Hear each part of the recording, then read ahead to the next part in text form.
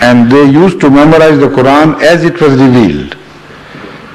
So we hear of 70 Sahaba martyred in one skirmish during one expedition. And that means that the number of Huffaz, that is those who had memorized the Holy Quran, was quite large. Because in one expedition alone you hear of 70 Huffaz, that is those who have memorized the Quran, martyred. So that means a large number of Sahaba did remember things. They did remember the verses of the Holy Quran. Yet this process was all scattered and had not yet been compiled into an orderly book, although instructions were given by Hazrat Muhammad Rasulullah sallallahu alaihi wasallam that these verses should be placed there and that those verses should be placed there, and the surah should begin with this verse followed by these and then ending at that. So all the instructions were preserved both in memories as well as in writing too, because the scribes, when they received these instructions, changed the order of verses themselves and placed them in an orderly sequence. Allah bless Hazrat Usman Radiyallahu Ta'ala Anhu, who was the third caliph, who for the first time in the history of Islam decided to prepare one single version of the Quran out of the scattered so many pieces and parchments and pieces, leather and bones, etc. So he thought maybe some people have not rightly, made mistakes in committing the Quran to writing. There may be some disagreements between this version and that version, which would cause confusion for the future generations. So while everything was fresh in the memory, he decided to have one single copy of the Quran prepared, which could go to the posterity as the genuine, single, authentic work of compilation. And that is exactly what was done during the course of his Khilafat. And it took many long years to have this work brought to the finish, to the total satisfaction of everyone. Because sometimes a verse was read from one script. Apart from the scribes, the many caliphs and many others, many of those who became caliphs later on, and perhaps all of them had something of the written Quran with them. All the four would-be caliphs during the period of the life of Hazrat Muhammad Rasulullah had something of the Quran written in their own homes.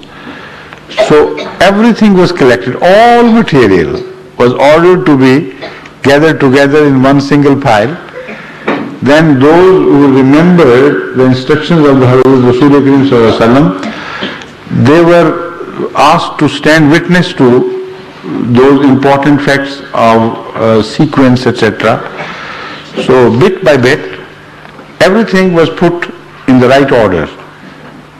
Already it was in the right order, largely speaking, because the scribes took great care of writing when something was revealed, how it was revealed, and which are the verses to follow which, and so on and so forth. So the large spade work had already been done, but niceties were attended to very carefully this time. And with the grace of Allah, before the end of Hazrat Usman's Khilafat, the one single copy of the Quran, the version of the Quran, which we have inherited, came into being and was fully authenticated. This is called Sahifa Usman or something like Usman's manuscript of the Quran. Now, to take further precautions, he had this Quran prepared, multiplied into 7 copies. 7 copies were prepared from this one copy, first of all. Many others will also be prepared later on. But these 7 copies were sent to 7 different kingdoms under Islam.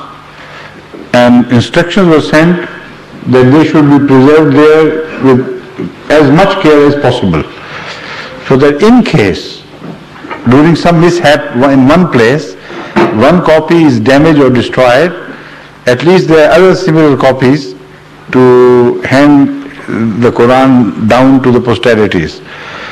So it was a very great act of service to Islam, which is unparalleled because this is a unique thing which only Hazrat Usman had the blessings of Allah to do and perform to the best with the best of results. So this is, I think, sufficient for the time as answer to your question, or would you like to know some more about it? No, you give me the answer. Good. Okay, no problem. Good questions are asked here by children, you know. The standard of questions in the children is higher than the standards in Khuddam and Ansar. So that is very encouraging for the future, mashallah. Alhamdulillah. Yes, please. What are the purposes of the actions that we do in our namaz?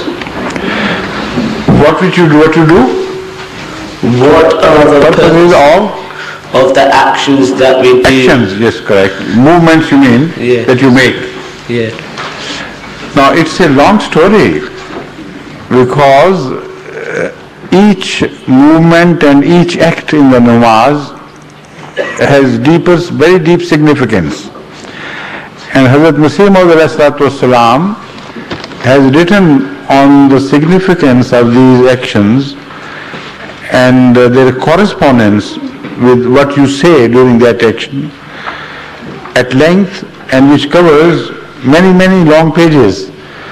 So you better ask your tutors to have those portions translated into English and either published in the Jamaat magazine or made available to the children for their information. Only that information will have to be further simplified because that observation of Hazrat Masih Maud is very rich in philosophy. So for the children's sake, I think a simpler version can also be prepared under the auspices of Khuddam al-Ahmadiyya or Ansarullah or the Jamaat as a whole, and that would be a good idea to help you understand the meaning of what we do and their co-relationship with the words which we utter, right?